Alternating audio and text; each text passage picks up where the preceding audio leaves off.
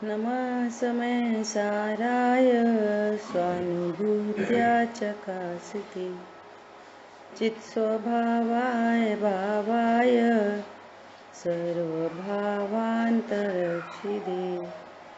वन्दितु सर्वसिद्धे ध्रुवमचलमणोवमं गतिं पत्ते मोक्षामि समयपाहुड नमो सुध केवली बड़िदम। समय सारजी ग्रंथाधिराज मोक्ष अधिकार पर हम लोग स्वाध्याय कर रहे हैं और मोक्ष अधिकार का अब अंतिम कलश पर अपनी स्वाध्याय चल रही है। कल हमने मुक्ति का स्वरूप देखा। एक तो अनादि से मुक्त स्वरूप है और इस स्वरूप के आश्रय से सभी प्रकार की मुक्ति प्रकट होती है पर्याय में, है ना। ऐसा तो अपन ने कल 191 श्लोक पर चर्चा की, है ना। अब आगे का कलश देखते हैं 192। अब मोक्ष अधिकार को पूर्ण करते हुए उसके अंतिम मंगल रूप पूर्ण ज्ञान की महिमा का, सर्वथा शुद्ध हुए आत्म द्रव्य की महिमा का कलश रूप काव्य कहते हैं। देखो क्या बोल रहे हैं। मोक्ष अधिकार पूर्ण हो रहा है। उन सिद्ध भगवंतों ने मुक्त स्वरूप के निर्णय अनुभव रूपी कर्तव्य को पूर्ण किया तो पर्याय में भी मोक्ष दशा प्रकट हुई। मोक्ष अधिकार अब यहाँ पूर्ण हो रहा है तो अंतिम मंगल रूप पूर्ण ज्ञान की महिमा कह रहे हैं। वो पूर्ण ज्ञान कैसा है, अर्थात केवल ज्ञान की महिमा का अब कलश रूप काव्य कहते हैं। देखो डायरेक्ट श्लोकार्थ पढ़ते हैं। कर्म बंध के छेदने से, कर्म बंध के छेदने से अतुल अक्षय अविनाशी मोक्ष का अनुभव करता हुआ, देखो कर्म बंधन के छेदने से अतुल अक्षय। देखो अब ये व्यवहार ने कई कथन है कि सिद्ध भगवान ने क्या किया, अनंत भगवान ने क्या किया कि अनंत भगवान ने 4 घाती कर्मों का नाश किया और सिद्ध भगवान ने अघाती कर्मों का भी नाश किया, है ना। तो उन्होंने कर्मों का नाश किया कि नहीं किया, बोलो क्यों नहीं किया, क्यों नहीं किया। स्वयं अपने आप नष्ट हो गए उनके स्वभाव में रहने के कारण। यानी कर्मों का नष्ट क्यों नहीं किया उन्होंने। हम तो पढ़ रहे हैं कर्मों का नाश कैसे कर सकते हैं, क्यों नहीं कर सकते। दोनों में अत्यंता भाव है। ऐसा ये पॉइंट है कि एक द्रव्य दूसरे द्रव्य को कुछ कर नहीं सकता, परंतु घनिष्ठ निमित्त नैमित्तिक संबंध होने के कारण यहाँ मूल में अपराधी वृत्ति मिटी है। पूर्व के कलश में आया ना, सर्व अपराधों से रहित होता हुआ, तो इधर अपराधी वृत्ति मिटी, वो अपराध से बंधन होता था। लोक में भी कोई अपराध करता है तो पुलिस पकड़ती है और जेल में रहते रहते भी कोई अपराध को छोड़े और उसकी सज्जनता देखकर लोक में भी उसकी सजा माफ हो जाती है। लोक में नहीं देखते कि जेल में उसका सब व्यवहार देखा, उसका कर्तव्य देखा, वो बहुत सबसे अच्छे से और बार बार बोलता था मेरे से गलती से अपराध हुआ, अब ये अपराध कभी नहीं करूँगा, कभी नहीं करूँगा, तो सजा माफ हो जाती है। लोक में भी ऐसे ही, यहाँ पारलौकिक में वहाँ की लोक की सजा क्या है, मैंने हिंसा की, मैंने झूठ बोला, मैंने चोरी की, ये लौकिक सजा है। पारलौकिक सजा क्या है, परद्रव्य मेरा है, अच्छा है, परद्रव्य बुरा है, मुझे लाभ है, हानि है, ये अपराध है। पारलौकिक अपराध ये है। अनंत गुण संपन्न मैं भगवान आत्मा हूँ अस्थि से, है ना, इसको नहीं जानना, ये अनंत पाप। कितना पाप? अनंत। क्यों? अनंत गुण संपन्न वस्तु की सत्ता स्वीकार नहीं हो रही। वस्तु की सत्ता, यहाँ पे जीव नामक पदार्थ है, उस पदार्थ की सत्ता का भाव भाषण नहीं है। तो ये अनंत शक्ति संपन्न है ना, इसलिए अनंत पाप है। अनंत पाप का ये कारण है। और उधर नहीं जानते तो अनंत पर पदार्थों से सुखी होने का उपाय। कैसे सुखी होऊंगा? अनंत पर पदार्थ, एक दो नहीं, अनंत पर पदार्थों से सुखी होने का उपाय, ये अनंत पाप है। दोनों अस्थि नास्ति दोनों साइड से ये अनंत पाप है, ये अनंत अपराध है। सुख स्वरूपी तो स्वयं है ना। ये छोटी छोटी बात है कि जैसे मान लिया अपने पास एक ताले की एक ही चाबी है ना, तो बहुत झंझट होता है। फिर अपन ने एक चाबी और बनवा ली और एक पति को दे दी, एक अपन ने रख ली। और मान लिया बच्ची भी है, वो बच्चे हैं, वो कॉलेज जाते हैं, तो एक चाबी अपन ने उनको पकड़ा दी कि भैया जब आओ, तो कोई किसी के ऊपर झंझट नहीं पड़ेगी, कोई खड़ा नहीं रहेगा। तो एक चाबी और बनवाने से अपन सुख का अनुभव करते हैं। भैया अब निश्चिंत हो गए, भैया तुम्हें तब आना तब आओ, तुम्हें तब जाना तब जाओ। समझ में आ रही है? ये ऐसे ऐसे छोटी छोटी चीजों पर क्या लगता है अब हम सुखी हो गए। पॉइंट समझ में आ रहा है? जैसे हम कुछ भी, मिक्सी का एक जार है, अब वो गीला हो जाता है, सूखा मसाला नहीं पीस पाते, एक जार और खरीद ले रहे, अब सुखी हो गए। एक रजाई और बनवा लो, अब सुखी हो गए। एक गाड़ी और खरीद ले रहे, अब सुखी हो गए। कहाँ कहाँ सुख के ठिकाने हैं, कितनी जगह, और सुख स्वरूपी स्वयं है। तो ये अनंत अनंत की जाति का पाप है। इसकी जाति कैसी है? अनंत। दो साइड से बोला अनंत, बोलो कौन बताएगा? दो साइड से अनंत। अनंत पाप क्यों है? बोथ साइडेड, अस्ति और नास्ति। बोलो, कोशिश करो।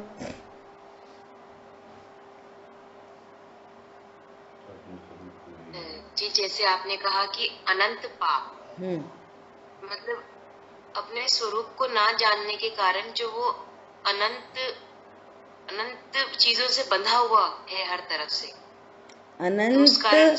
अनंत शक्ति संपन्न अनंत गुणात्मक वस्तु की सत्ता को स्वीकार नहीं करने से अनंत पाप है। क्योंकि वस्तु अनंत धर्मात्मक है, अनंत शक्ति संपन्न है, अनंत गुणात्मक है।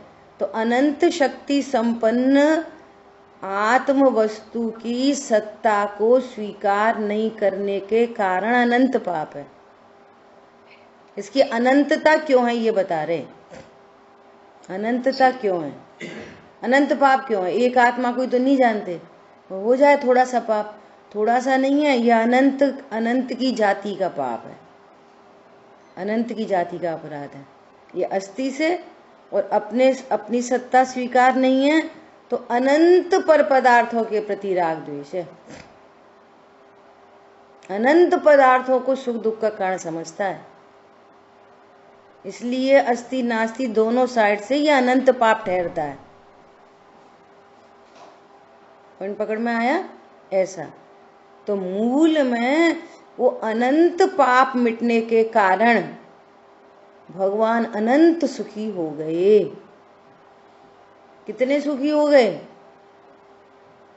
अनंत का भाव आसन करने की कोशिश कर रहे हैं अपन। विसिद्ध भगवान अनंत क्यों? अनंत धर्मात्मक वस्तु की सत्ता की स्वीकृति हुई और क्रमशः अपराध मिटते चले गए, तो अनंत सुखी हो गए। अनंत, है ना? ऐसा बोलिए।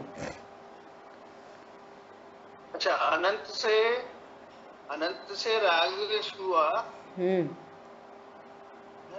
इसलिए वो दोष हुआ है ना। अनंत राग द्वेष हुआ है ना। और यार आप अनंत गुणात्मक वस्तु को नहीं आना, ये दोष हुआ। ये आप अस्ति से और नास्ति से। अस्ति से अपनी अनंत धर्मात्मक सत्ता की स्वीकृति नहीं है, और नास्ति से अनंत पर पदार्थों के प्रति राग द्वेष है, या अनंत पदार्थों को सुख दुख का कारण जानता है। व्यक्त कभी एक होता है, व्यक्त कभी एक होता है, लेकिन उसके गर्भ में अनंत के प्रति राग द्वेष पड़ा है, अनंत पदार्थों के प्रति। व्यक्त देखेंगे तो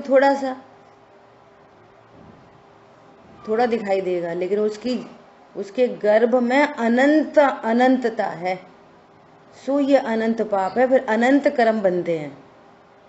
कितने बनते हैं कर्म भी? अनंत। ऐसा ये अब अनंत अपराध से अनंत कर्म बनते हैं, और अनंत अपराध मिटा तो वे अनंत कर्म बंधने बंद हो गए, और शेष सारा अपराध मिटने पर वो जीव अनंत सुखी हो गया, ये कह रहे हैं।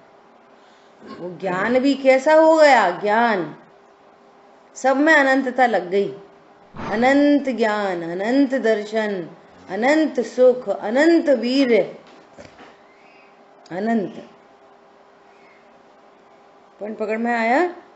सो कह रहे हैं कि जैसे ही अपराध मिटा, तो अपराध मिटते से अनंत कर्मों का बंध मिट जाता है। तो कहते हैं कि इस जीव ने कर्म का छेदन किया, क्योंकि उसी की सत्ता में थे ना वे कर्म। यहाँ अनंत कर्म है, यहाँ तो यहाँ जो अनंत कर्म है ना, तो इनसे न सुख है न दुख है। सुख दुख में निमित्त कौन बनते हैं?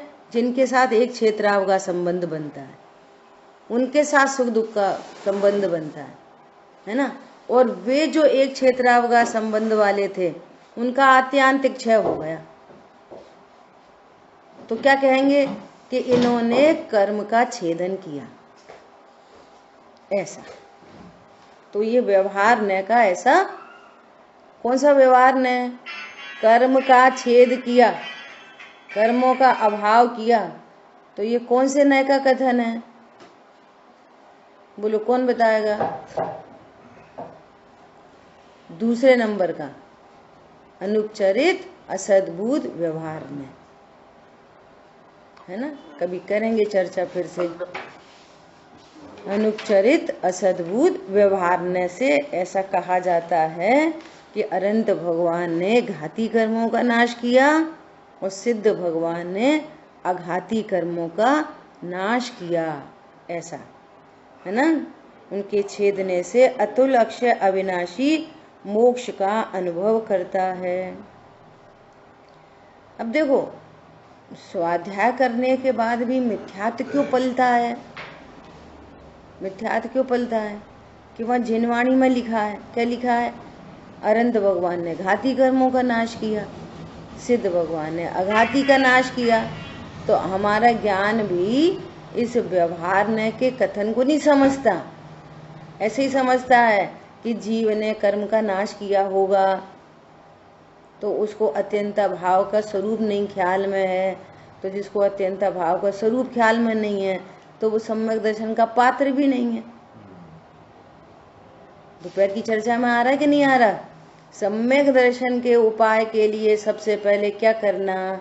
दो द्रव्यों के बीच में अत्यंता भाव को स्वीकार करना, और फिर कथन चलते हैं उपचरित।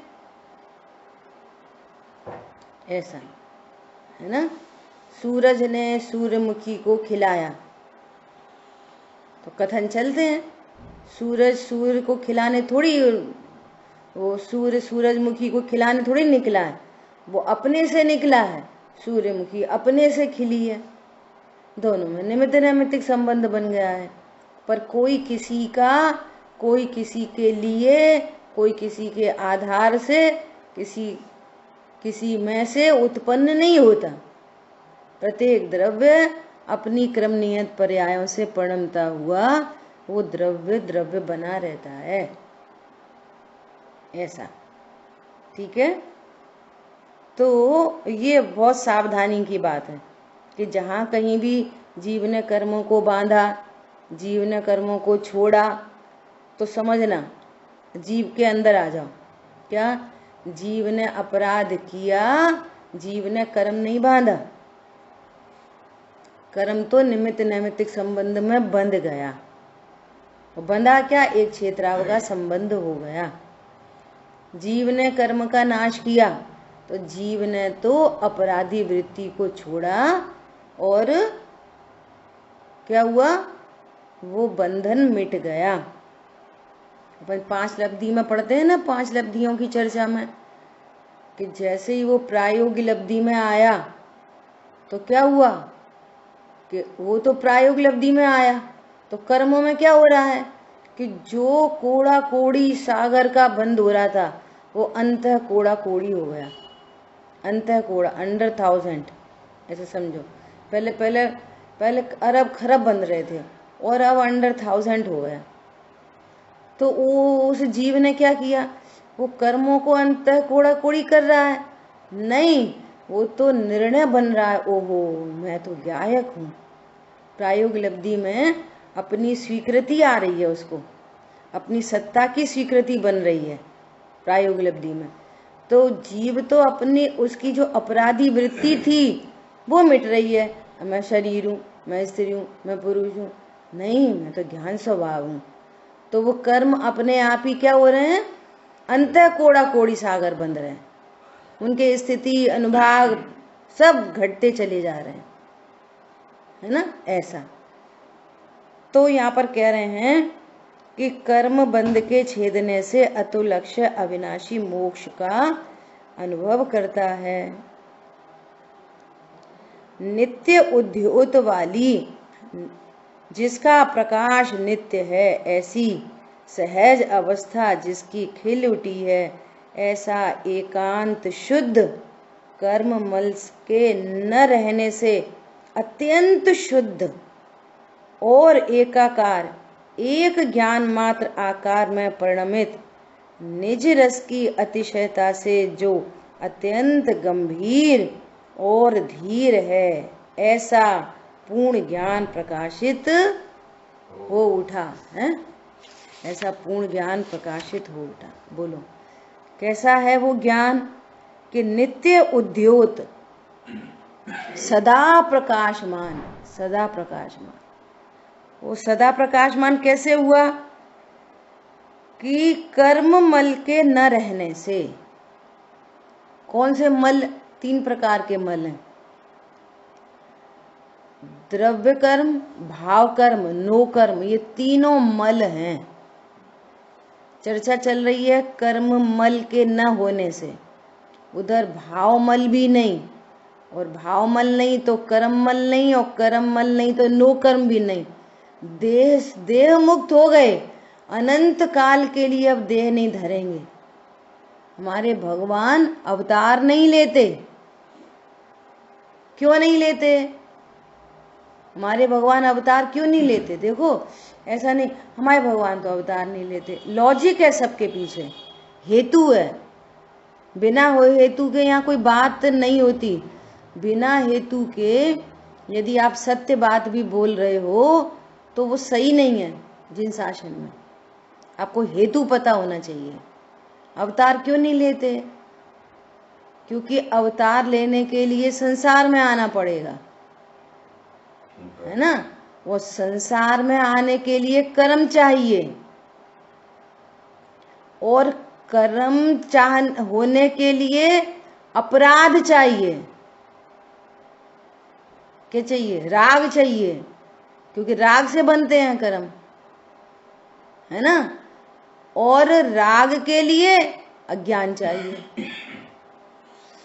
सुबह तो केवल ज्ञानी हो गए, वे तो केवल ज्ञानी हो गए। एक बात। अच्छा, अब केवल ज्ञान होने पर भी अगर बिना ही अपराध के किसी को कर्म बंध जाए, बिना ही अपराध के किसी को कर्म बनते हो, तो फिर ये स्वभाव बन जाएगा, स्वभाव बन जाएगा। और बिना कर्म बंधन के राग हो जाए तो स्वभाव बन जाएगा। जो बिना किसी के होता हो वो स्वभाव होता है। वो जो बिना किसी के होता हो, पानी शीतल है, स्वभाव से शीतल है। अग्नि उष्ण है, स्वभाव से उष्ण है, उसके लिए कुछ नहीं करना पड़ता। और विभाव के लिए निमित्त की आवश्यकता होती है। तो हमारे भगवान अवतार क्यों नहीं लेते कि अवतार लें तो इतनी समस्याएं खड़ी हो जाएंगी, राग जीव का स्वभाव बन जाएगा, कर्म बंधन बिना ही राग के हो जाएगा। तो फिर तो क्या है, फिर सिद्ध दशा पहुंचे, फिर क्या मतलब निकला? फिर वहां कर्म तो वहां पे भी है, कर्म कर्म वर्गणा, और वो एक क्षेत्रावगा संबंध बन गया और लो संसार में पटक दिया उनने। कल भी दोपहर में बात आई थी, तो कर्म ही बलवान सिद्ध हो जाएंगे, जीव का अपना कुछ अस्तित्व नहीं रह जाएगा। ऐसा सो कह रहे हैं कि कर्ममल के न रहने से अत्यंत शुद्ध, अत्यंत शुद्ध। अब अत्यंत शुद्ध का क्या अर्थ है, बोलो, भाव क्या है? अत्यंत शुद्ध, निर्विकार, अत्यंत शुद्ध हो गए। अर्थात देखो आगे भी दो विशेषण बहुत बढ़िया दिए हैं, अत्यंत गंभीर और धीर। सकल गे गायक तदपि निजानंद रसलीन, इसका अर्थ है अत्यंत धीर और गंभीर। बोलो, गंभीरता किसको कहते हैं? लोक में भी गंभीरता किसको कहते हैं? कि जैसे किसी ने कुछ बात बताई तो गंभीर है, विचार करता है ना, गंभीर है। एक क्या होते हैं, बहुत जल्दी से व्यग्र हो जाते हैं, अच्छा ऐसा वैसा, अच्छा ये क्यों वो क्यों। अरे आपके अंदर बिल्कुल गंभीरता नहीं है। लोग में बोलते हैं ना, जिसमें बात सुनने की, समझने की क्षमता हो, शक्ति हो, वो गंभीर कहलाता है। घर में घटनाएं घट रही हैं, घर का बड़ा है, हेड है, तो एक गंभीर प्रकृति होती है उनकी। छोटी छोटी सी बात में तिल मिलाते नहीं हैं। ऐसे ही बोलो, लोक ज्ञान में झलक रहा है, कोई नरक जा रहा है, वे गंभीर।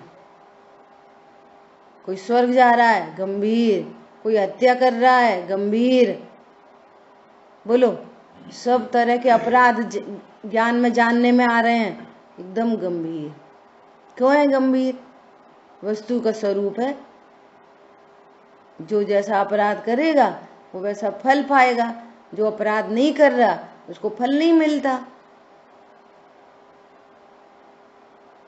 अभी अपन पढ़ेंगे ना दोपहर की क्लास में, तो वहां पर एक जगह आया, क्या आया कि करुणा करना मोह का लक्षण है, मिथ्यात्व का लक्षण है करुणा करना। लोग हम कहते हैं हाँ कितने दयावान। यह तो न्यायप्रिय जिन शासन है। जैसे मान लिया किसी ने रेलवे स्टेशन पे कोई की जेब काट ली, अभी एक ही अपेक्षा से समझना, ये नहीं करना कि हिंसा अच्छी है क्या, एक अपेक्षा से कथन है, क्या जेब काट ली और वो पकड़ा गया, तो फिर क्या करते हैं, सबके सब पीटने लग जाते हैं उसको। चलता रहा भी, अच्छा चोर पकड़ा गया, चलो अपन भी पीट लो, तो सारे लोग पीटने लग जाते हैं। अब जिनका मन थोड़ा ऐसा होता है ना, हाय बेचारे को क्यों पीट रहे, बेचारे को क्यों पीट रहे, तो कह रहे अरे इसने पर्स मारा है किसी का इसलिए पीट रहे हैं, अरे कोई बात नहीं मार लेने दो पर पीटो मत उसको, पीटो। अच्छा दयावान कहते ना लोग में, तो ये किसका लक्षण है? ये मोह का लक्षण है।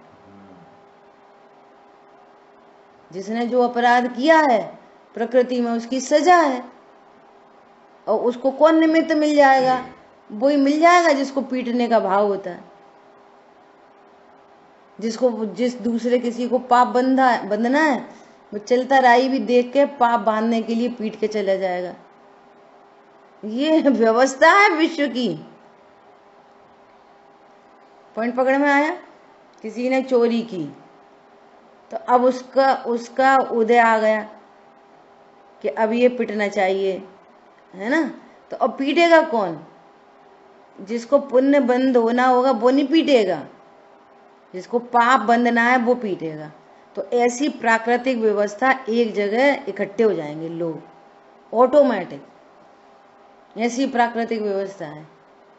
पुण्य बांधने वाला थोड़ी पीटेगा, वो थोड़ी उदय में निमित्त बनेगा। उदय में निमित्त कौन बनेगा? जिसको पाप का बंधन होना है। तो ऐसे तीव्र कषाई इकट्ठे हो जाएंगे अपने आप, अयुत सिद्ध संबंध। ऐसे निमित्त नैमित्तिक संबंध घटित होते हैं, न जान न पहचान। चलो अपन भी दो, ऐसा करते ना लोग। क्या कौन है? अरे चोरी करके भागा, अच्छा दो, अपन भी दो इधर। तो ऐसे घनिष्ठ निमित्त नैमित्तिक संबंध बन रहे हैं। बोलो, अब ऐसा देखने वाला वो केवल ज्ञान, अनंत शक्ति संपन्न, अनंत बल के धनी, कोई को पीट रहे, चलो हटो, अवतार ले लिया, वो राक्षसों का संहार किया, सज्जनों को बचाया। ये गंभीरता नहीं है, ये तो राग द्वेष का काम है। कि कहा किसी को बचाना, किसी को पीटना, ये तो राग द्वेष का काम है। ऐसे रागी द्वेषी भगवान नहीं हो सकते। ये काम तो हम ही कर लेते, रागी द्वेषी तो। फिर वो क्या के सुप्रीम पावर है? सुप्रीम पावर मतलब अत्यंत धीर गंभीर, सकल गे ज्ञायक तदपि ज्ञायक में ही लीन। ये अत्यंत धीर और गंभीर। कोई अपने ही पूर्व भव के उपचार से, जिनको माता पिता कहते हैं, वे माता पिता दिख रहे, वो भी नरक जा रहे, कोई त्रियंच गति में जा रहे, और सबको जीव देख रहे, जीव को अकर्ता ज्ञायक देख रहे, शरीर का कार्य शरीर में देख रहे, कर्मों का कार्य कर्मों में देख रहे, किसी को किसी में नहीं मिला रहे। ये गंभीरता। और इससे कितना धैर्य, बोलो कितना धैर्य लोकालोक झलक रहा है, त्रिकालवर्ती पर्याय झलक रही हैं। देखो देखो देखो, ये कितना अच्छा तत्व निर्णय कर रहा है। इतनी सी चूक में फालतू में नरक चला गया, मई छाया सम्यक दर्शन करेगा क्या? अरे अरे इसको बचा लो बचा लो। गंभीरता समझ में आ रही है? गंभीरता का कितना बड़ा, वीतरागता का कितना बड़ा भाव है। वीतरागता मतलब कि दादा ने परिभाषा निकाली वीतरागता की। सर्व को जानते हुए जो अप्रभावित रहे सो वीतरागी है। सर्व को जानते हुए जो अप्रभावी रहता है, अप्रभावी रहते हुए सर्व को जानता है, सो केवल ज्ञानी वीतरागी है। ये है वीतरागता, अप्रभावी। ये धीर गंभीर, धीर और गंभीर, ऐसा यह पूर्ण ज्ञान प्रकाशित हो उठा। शुद्ध का अर्थ बता रहे थे। हाँ, शुद्ध मतलब यही शुद्धता है, ये वीतरागता, ये शुद्धता है। चैतन्य में ही मग्न हो चैतन्य दर्शाते प्रभु। पूर्ण शुद्ध मतलब कि जैसा वस्तु का स्वरूप है वैसा प्रकट हो गया। वस्तु का जैसा, कल अपन ने लास्ट में स्फटिक मणि का एग्जाम्पल दिया था। स्फटिक मणि जब लाल पीली दिख रही है, उस काल में भी वो मुक्त स्वरूप है, उस काल में भी वो ट्रांसपेरेंट है। और पूर्ण शुद्ध अर्थात जैसा द्रव्य स्वभाव वैसी पर्याय प्रकट हो जाए, ये है पूर्ण शुद्धता। द्रव्य स्वभाव इक्वल टू पर्याय। द्रव्य जैसा है वैसा पर्याय में प्रकट हो गया। जैसा द्रव्य, ट्रांसपेरेंट द्रव्य और ट्रांसपेरेंट पर्याय, ऐसा वहां स्फटिक मणि में भी जिस समय वो अब कलरलेस दिख रही है, ट्रांसपेरेंट दिख रही है, उस समय भी पर्याय, शुद्ध पर्याय मौजूद है वहां पर। ऐसा नहीं रंग बिरंगी पर्याय है, अब रंग बिरंगी पर्याय हट गई, अब अकेला ध्रुव ध्रुव रह गया। ध्रुव ध्रुव नहीं रह गया। कैसा हो गया? पर्याय में द्रव्य स्वभाव व्यक्त हो गया। यह है पूर्ण शुद्धता। सर्वज्ञ शक्ति अनादि से सब जीवों में थी और वो सर्वज्ञ शक्ति इसकी पर्याय में व्यक्ति हो गई। यह है पूर्ण शुद्धता। ये तो टेक्निकली अपन ने पढ़ाई से देख लिया है पूर्ण शुद्धता, लेकिन उसका भाव क्या था? धीर गंभीर, ये कहना था। पंडित साहब ऐसा बोलते ना, ये तो पढ़ाई हो गई, एक द्रव्य दूसरे द्रव्य का कुछ नहीं करता, अत्यंता भाव है। ये तो टेक्निकली हाँ इंफॉर्मेटिव हो गई, हाँ ये तो इंफॉर्मेशन हो गई, अत्यंता भाव है। अब इसका लाभ क्या है? इसका भाव भाषण क्या है? एप्लीकेशन। हाँ वो क्या हो गई? इंफॉर्मेशन। अब ये एप्लीकेशन।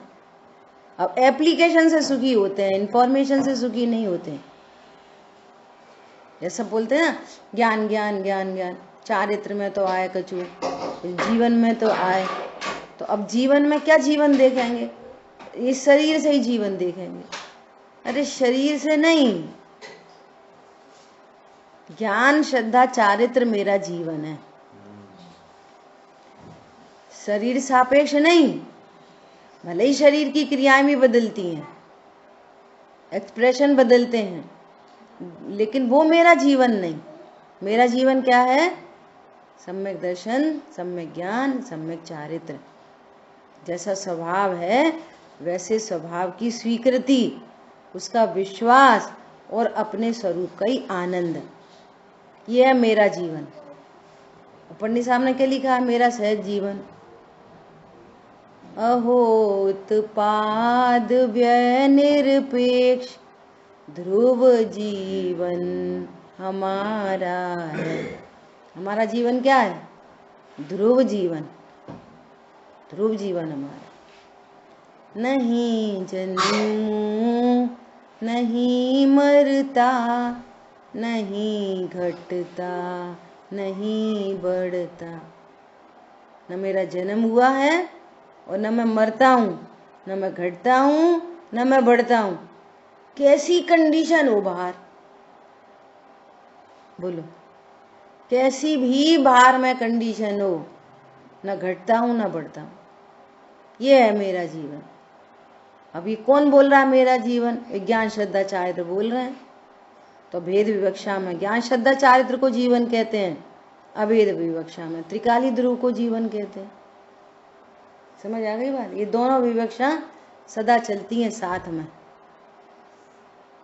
ध्रुव को मेरा जीवन कहें कि रत्नत्रय को, तो ध्रुव मेरा शाश्वत जीवन है और ध्रुव की स्वीकृति ये पर्याय में व्यक्त हुई, ये पर्याय का जीवन है।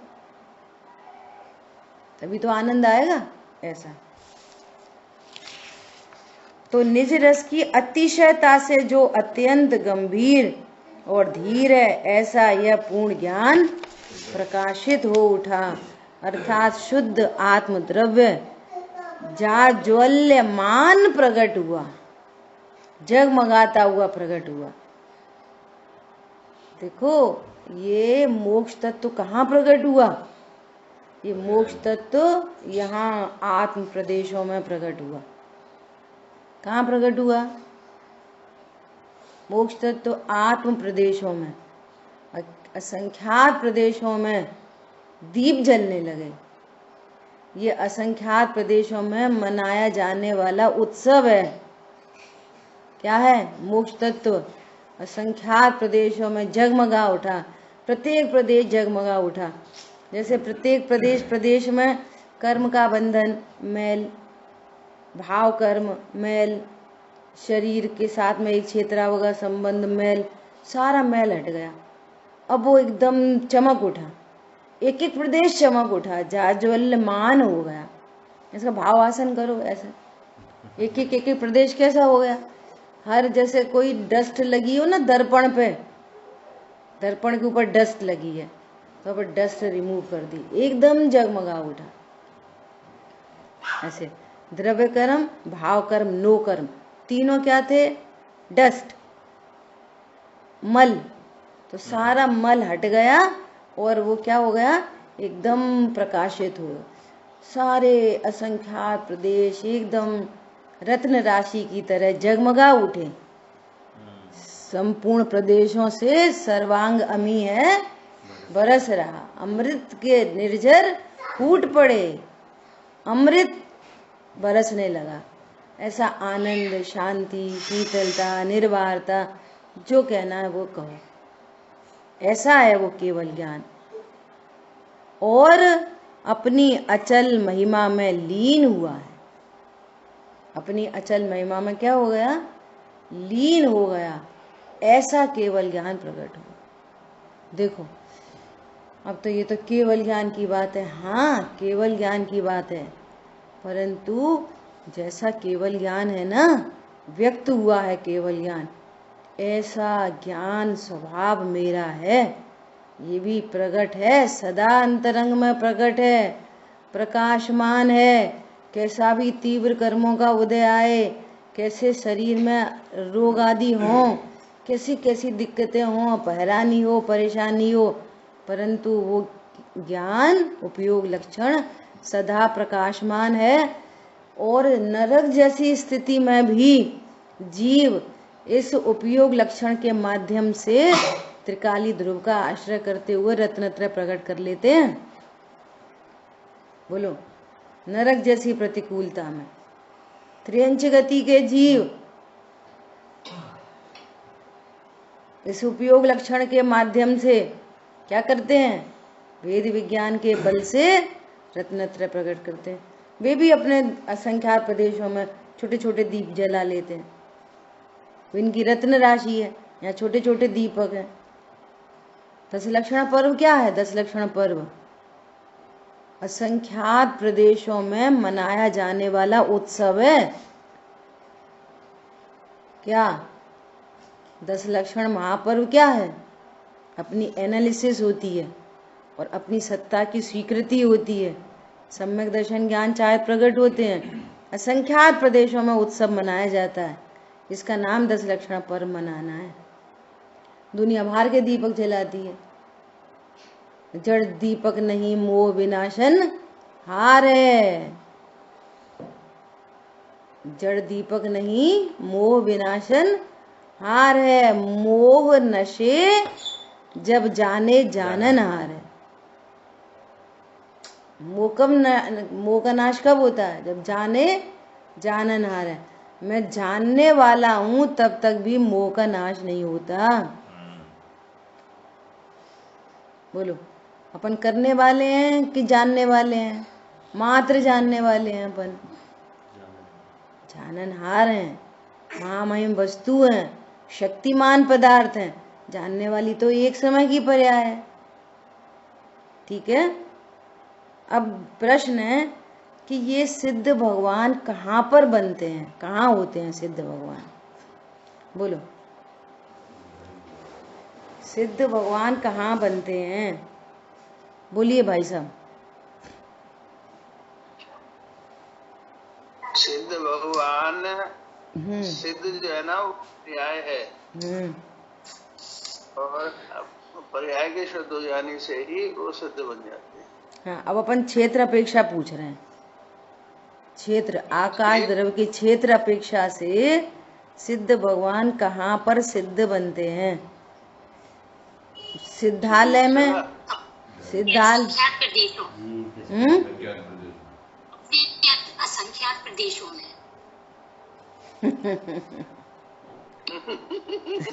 हम वहां से नहीं हटेंगे।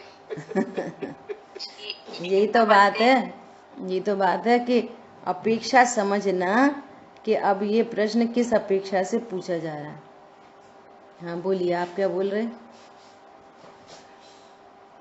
जी मैं कह रही थी कि यहीं पर सिद्धत्व प्रकट होता है उनका। हाँ, 2.5 द्वीप में सिद्ध बनते हैं। क्षेत्र अपेक्षा से पूछा ना, सिद्ध कहाँ पर बनते हैं? कोई सोचता है कि वो सिद्धालय में सिद्ध बनते हैं, नहीं, यहीं पर वे मुनि भगवान, अनंत भगवान की परिभाषा लिखी है क्या? अनंत भगवान की क्या परिभाषा लिखी है मोक्षमा प्रकाशक जी में, पहले ही अधिकार में? बोलो, जो गृहस्थपना त्याग कर निस्वभाव साधन द्वारा 4 घाती कर्मों का अभाव करके अनंत दशा को प्राप्त हुए, तो वे मुनि भगवान पूर्व में जिन्होंने गृहस्थपना त्यागा था, है ना, वन खंडादि में विचरण करते थे, ऐसे मुनि 3 कषाय चौकड़ी के अभाव वाले, वे अब निस्वभाव साधन द्वारा शेष घाती कर्मों का भी अभाव होते हुए अनंत दशा में को प्रकट करते हैं। तो वे मुनि ही अनंत हैं। पहले तो अनंत भगवान के नाम पर हमारा कॉन्सेप्ट क्लियर नहीं होता। अनंत मतलब तो क्या दिखता है? अनंत मतलब मनुष्य गति के जीव, जैसे हम तुम मनुष्य है ना, ऐसे अनंत भगवान मनुष्य गति के जीव हैं, हमारे तुम्हारे जैसे, एकदम सेम टू सेम। वे जो मुनि थे ना भी थोड़ी देर पहले, वे ही अनंत बन गए, सशरीरी विराजमान है, वे अनंत हैं। कोई पत्थर की मूर्ति अनंत नहीं, वो तो हमने स्थापना निक्षेप से उनको अनंत भगवान की तरह ट्रीट करते हैं, स्थापना निक्षेप है वो। अनंत कौन होते हैं? मनुष्य गति का जीव है अनंत भगवान। और अब जैसे मनुष्य गति का जीव मरण करके कोई अन्य गति में चला जाता है ना, ऐसे वे अनंत भगवान, इनका पंडित मरण कहलाता है। अब वे कभी देह नहीं धरेंगे, सो वो यहीं पर देह का अत्यांतिक क्षय यहीं होता है, मध्य लोक में, 2.5 द्वीप के अंदर। मनुष्य कहाँ तक रहते हैं कि 2.5 द्वीप में? ये मध्य लोक असंख्यात द्वीप समुद्र वाला है, असंख्यात द्वीप समुद्र मध्य लोक में। तो मनुष्य लोक कितना है? इतना सा 2.5 द्वीप बस। असंख्यात द्वीप समुद्र में 2.5 द्वीप कितना होता है? इतना सा। तो मुनिराज यहाँ 2.5 द्वीप में मुनिराज, 2.5 द्वीप में कोई मुनि अनंत बन गए। अब वे ही मुनिराज परम गुरु, अनंत भगवान मतलब परम गुरु, वे मुनि है, वे अनंत भगवान, और कोई नहीं है अनंत भगवान, मनुष्य गति के जीव हैं। अब वहीं इनकी आयु पूर्ण हुई, कर्म सापेक्ष कहो तो आयु पूर्ण हुई और देह का अत्यांतिक क्षय हुआ, तो सिद्ध यहीं बनते हैं 2.5 द्वीप में। और 2.5 द्वीप में सिद्ध हुए और एक समय में ऊर्ध्वगमन द्वारा सिद्ध क्षेत्र में जाके विराजमान होते हैं, सिद्धालय में नहीं। सिद्ध भगवान कहाँ पर रहते हैं फिर 2.5 द्वीप में बनने के बाद? सिद्धालय में नहीं, सिद्धालय के ऊपर। और 3 वलय हैं, घन वलय, घनोदधिवाद वलय और तनुवाद वलय। तो तनुवाद वलय सबसे ऊपर का वलय है, सबसे ऊपर, टॉप मोस्ट। इसके बाद अब लोक का अभाव हो गया, अलोकाकाश शुरू हो गया। इसके बाद क्या हुआ? अलोकाकाश स्टार्ट हो गया, और वहां तक 6 द्रव्य हैं, तनुवाद वलय तक।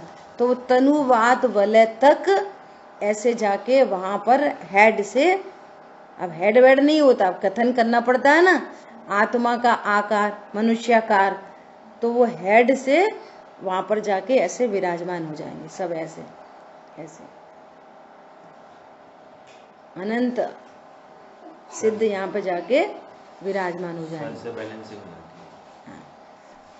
बैलेंसिंग कुछ नहीं, ऐसे ही स्वरूप। दीदी, हाँ बोलिए। संसार में हाँ, उनको मुक्त संसार में नहीं है ना, संसार, हाँ, संसार से अलग हो गए। हाँ, संसार मतलब देखो, हम क्या समझते हैं, संसार तो वास्तव में आत्मा की पर्याय है संसार, यही तो समझने की बात है। और बाहर के इसको संसार कहा जाता है उपचार से। हर चीज का निश्चय व्यवहार स्वरूप है, हर बात का। संसार कहाँ पे होता है? परिणामों में। अज्ञान मोह राग द्वेष संसार है। पंडित साहब ने लिखा है, यह बाह्य लोक संसार नहीं, यह तो मुझ सम सत द्रव्य अरे, ना किसी ने मुझको दुख दिया, ना कोई मुझको सुखी करे, इस संबंधी विपरीत मान्यता से संसार बढ़ाया है। संसार कहाँ पे? अज्ञान मोह राग द्वेष की पर्याय संसार हैं, जिनसे संसरण होता है, जिनसे रगड़ता है, जिनसे दुखी होता है, वो संसार है। समझ आई बात? और अब उनको संसार का अत्यंतिक क्षय हो गया, तो ध्रुव के आश्रय से ध्रुव अचल अनुपम गति को पाई सिद्ध भगवान ने। पर्याय के आश्रय से 4 गतियां होती हैं, और ध्रुव के आश्रय से ध्रुव गति होती है, पंचम गति। हरी बात ख्याल में? तो वो सिद्ध गति है, वो पंचम गति है, वो मोक्ष गति है, वो सुखमयी गति है। तो मोक्ष कहाँ पे होता है? कि पर्याय में ही। पर्याय में संसार था, पर्याय में मोक्ष हो गया। पर्याय में संसार था, पर्याय में मोक्ष है। ऐसा तो ऐसा जीव कहाँ पे रहता है फिर? आकाश के कौन से प्रदेशों में? तो कहते हैं ना, बड़े बड़े लोग कहाँ रहते हैं? पॉश कॉलोनी में। बड़े बड़े लोग कहाँ रहते हैं? चाहे कहीं थोड़े रहते हैं। यहीं हमारे मोहल्ले में थोड़ी कोई अंबानी रहेगा, उसकी कॉलोनी अलग होती है। ऐसे ही सिद्ध भगवान बड़े बड़े लोग कहाँ रहते हैं? सिद्ध क्षेत्र में, पॉश कॉलोनी में। ऐसा जहाँ से अब वो कभी वापस नहीं आते, उनका अवतार नहीं लेते। ये चर्चा अपनी हो गई। सिद्धालय तो जो सिद्ध शिला है ना, सिद्ध शिला तो उससे नीचे, तीनों वलय से नीचे स्फटिक मणि की अंध्रचंद्राकार। बहुत लोग है ना, सिद्धालय भी कैसे, वो सॉरी सिद्ध शिला कैसे बनाते हैं? सिद्ध शिला ऐसे बनाते हैं जैसे खरबूज की कली होती है ना, ऐसे बनाते हैं। ऐसी नहीं है, अर्धचंद्राकार है, पूरा गोल, और उसको हाफ। कली जैसा नहीं, ऐसे ऐसे ऐसे कली जैसा नहीं। पॉइंट पकड़ में आ गया? ऐसे दिखेगा कि नहीं पता नहीं। देखो, हाँ, सेमी सर्कल देखो।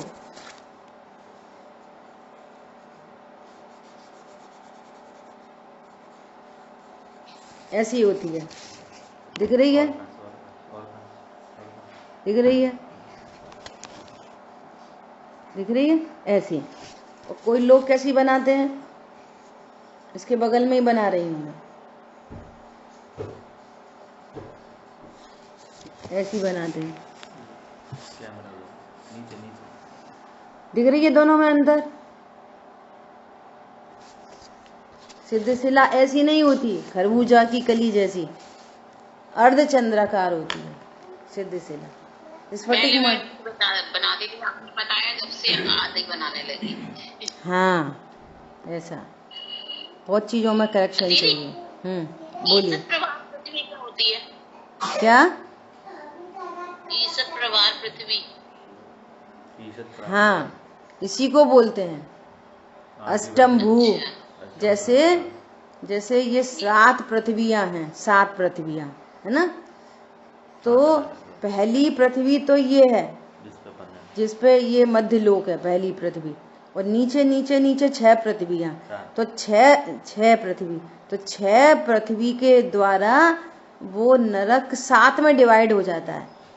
7, 6 पृथ्वियों के द्वारा 7 में डिवाइड हो गया, और ऊपर टॉप वाली है वो है वहां पर है मध्य लोक, और फिर इसके बीच में जो 16 स्वर्ग, 9 ग्रेवेक, अनुत्तर, अनुदेश, ये जो सब है ना, सर्वा सिद्धि आदि, यहाँ कोई पृथ्वी नहीं है, इनके विमान होते हैं, यहाँ पृथ्वी नहीं है।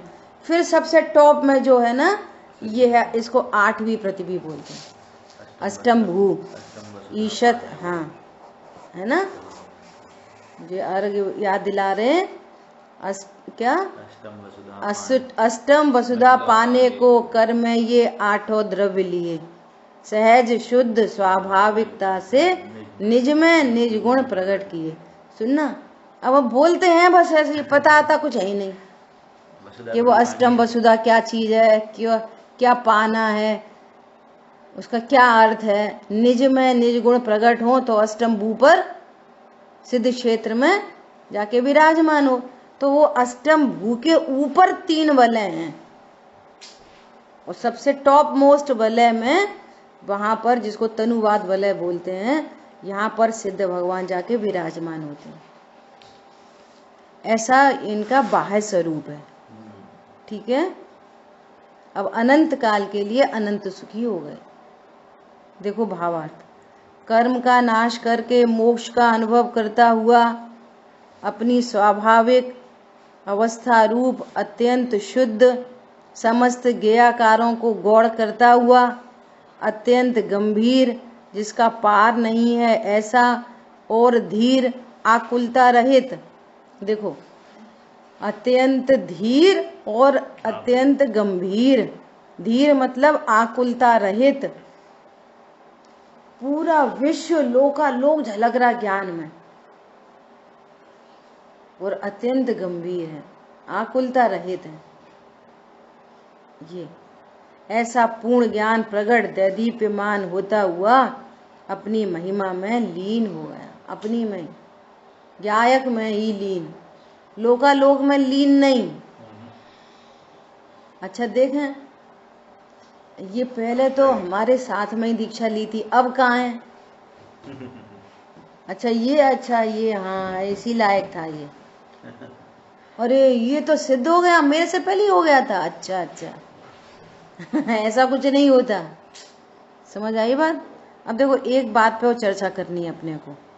यहाँ पर कह रहे हैं मोक्ष का अनुभव करता हुआ, तो मोक्ष तो पर्याय है, तो वे केवल ज्ञान मतलब ज्ञान की पूर्ण शुद्ध पर्याय, तो वो केवल ज्ञान सब कुछ झलक रहा है। इधर 12वें गुण स्थान तक पूर्ण सुख प्रकट हुआ, लेकिन पूर्ण आत्मा नहीं प्रकट हुई थी। अभी असंख्यात प्रदेश, अनंत शक्ति, अनंत गुण, ये तो अभी आगम से जो जाने थे ना वही चल रहे थे 12वें गुण स्थान तक। 13वें गुण स्थान में असंख्यात प्रदेश, अनंत गुण, अनंत शक्ति, अनंत धर्मयुगल सब जानने में आ रहे है ना, और वो अनंत सुख प्रकट हुआ वो भी जानने में आ रहा।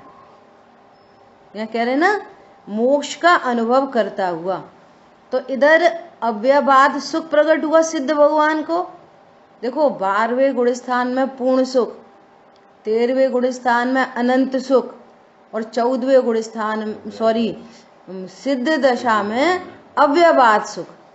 तीनों सुख के नाम अलग अलग हैं, तीनों सुख का स्वरूप भी अलग अलग है। अब क्या अलग अलग है वो सिद्ध भगवान ही जाने। अनंत सुख और अव्ययवाद सुख में क्या अंतर है ना। तो यहाँ पर एक खास बात ये कहनी है कि वो ज्ञान पर्याय का वेदन अभी भी है, सो मोक्ष सुख अव्ययवाद सुख का अनुभव करता है, और द्रव्य दृष्टि बनी हुई है। क्या बोला? पर्याय का वेदन और लक्ष्य द्रव्य का। क्या कहा? मोक्ष का अनुभव करता है, नहीं मैं ज्ञायक हूं ऐसा अनुभव करता है। स्वपर प्रकाशक, मैं ज्ञायक हूँ ऐसा अनुभव करता है, तो ऐसा अनुभव होते हुए उस मोक्ष का भी अनंत सुख का, अव्यवहार सुख का अनुभव होता है, और उधर ही लोकालोक भी झलकता रहता है। बोलो, अकेले मोक्ष का अनुभव नहीं करता, अनुभव तो द्रव्य का करता है कि मैं त्रिकाली ध्रुव हूं, वो केवल ज्ञान में। इसलिए अनंत सुख कंटिन्यू है, बहता ही चला जा रहा है अनंत काल के लिए, फॉर एवर। ज्ञान में द्रव्य स्वभाव एक समय के लिए भी ओझल नहीं होता, ध्रुव दृष्टि बनी रहती है सिद्ध भगवान को अनंत काल तक। और ध्रुव दृष्टि होने से पर्याय में ध्रुव अचल अनुपम सिद्ध दशा, ये मोक्ष सुख का अनुभव, अव्यवहार सुख का अनुभव अनंत काल तक चलता रहता है, और उधर लोकालोक भी झलकता रहता है। बोलो, अनंत भगवान की कैसी दशा, उसी समय पूर्व का आघाती कर्म खिर रहा है तो दिव्य ध्वनि भी खिरती रहती, तो सारे काम अपने अलग अलग हो रहे। और दृष्टि कैसी है, ध्रुव दृष्टि। सो ऐसी ध्रुव दृष्टि प्रगटी अब मेरे, मुझे भी ध्रुव दृष्टि प्रकट हो गई। प्रकट हो गई मतलब जिसने स्वरूप समझा तो मैंने स्वरूप समझ लिया, जिसने निर्णय किया तो मैंने ध्रुव दृष्टि का निर्णय कर लिया, ध्रुव का निर्णय कर लिया, है ना।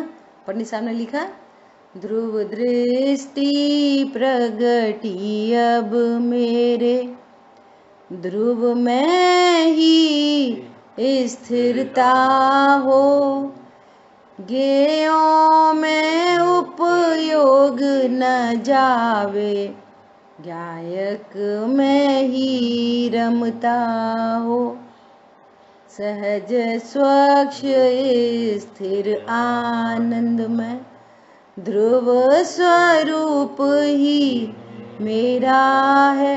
अरे मेरा भी ध्रुव स्वरूप है, बात चल रही है मोक्ष तत्व की, मेरा भी ध्रुव स्वरूप है, जिसके आश्रय से उनको केवल ज्ञान प्रकट हुआ, अनंत सुख प्रकट हुआ, अव्यवहार सुख प्रकट हुआ, ऐसी ध्रुव दृष्टि मेरे को भी प्रकट हो गई।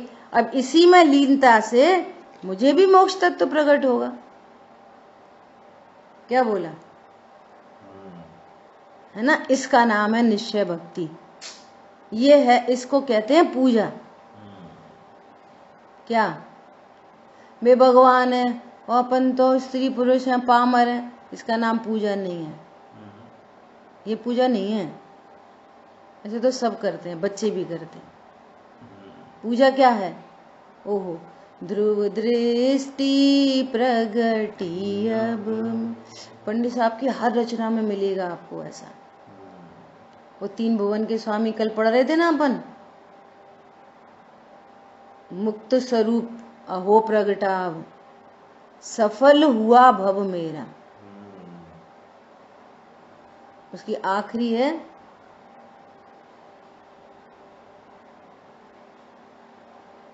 तूने यहाँ रखी है, सम्यक हुई प्रतीति, ध्रुव में ही स्थिरता हो। नहीं, उसकी लास्ट है बहुत अच्छा, कि मैं अपने स्वभाव में लीन हो गया, यही आपका अभिनंदन है। भगवान का अभिनंदन क्या है, हाँ, निज में ही रम जाऊं प्रभुवर, अभिनंदन है तेरा। लो, मैं निज में रम जाऊं तो आपका, ये आपका अभिनंदन है। और मैं अपने को स्त्री पुरुष देखता रहूं तो ये विराधना है। बोलो, ये विराधना है, आराधना नहीं हो सकती, भगवान की पूजा भी नहीं हो सकती। ये भगवान की पूजा नहीं है कि मैं लड़का हूँ, लड़की हूँ, सुखी हूँ, दुखी हूँ, पामर हूँ, रोगी हूँ, निरोगी हूँ। ये भगवान की पूजा नहीं है ऐसा रखते हुए। भगवान की पूजा क्या है, मैं भी आपके समान जीव हूँ, ये भगवान की पूजा है।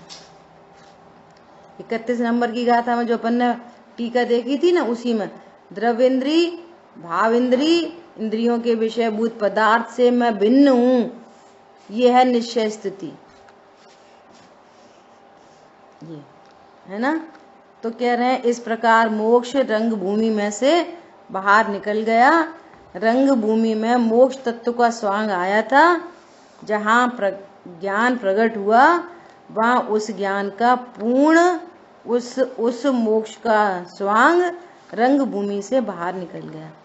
ये स्वांग क्या निकल गया और ये आगे जो सवैया दिया है इसकी चर्चा अपन कल करेंगे। चलो सभी को सुनाएंगे। आप भजन सुना रहे हो?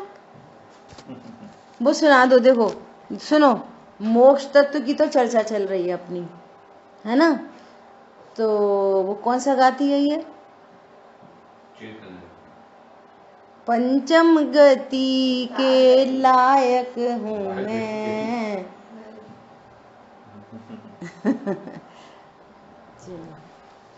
जिन वाणी के ज्ञान से सूझे लोकालो, सो वाणी मस्तक नम सदा दे तुम दो। बोलिए द्वाशांगमयी जिनवाणी माता की जय हो। जय जिनेन्द्र। जय जय।